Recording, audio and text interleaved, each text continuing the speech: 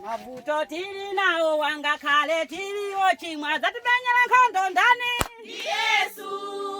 Mavuto tili nao wanga kale tili ochimwa zatimenyera nkhondo ndani Lady in America.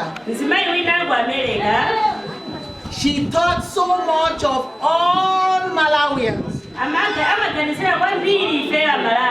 Hallelujah. And she decided to sew this mask for all of you today. For prevention of coronavirus. We know that God is our prevention.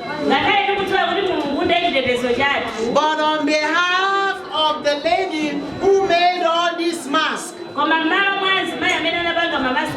can we all say thank you?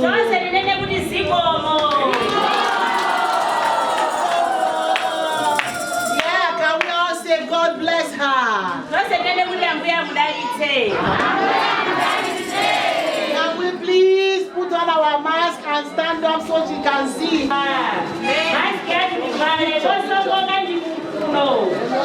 Mavuto tili nao wanga kale tili ochimwa zatimenyera nkhondo ndani Yesu. Mavuto tili nao wanga kale tili ochimwa zatimenyera nkhondo ndani Yesu. Zatimenyera nkhondo ni Yesu.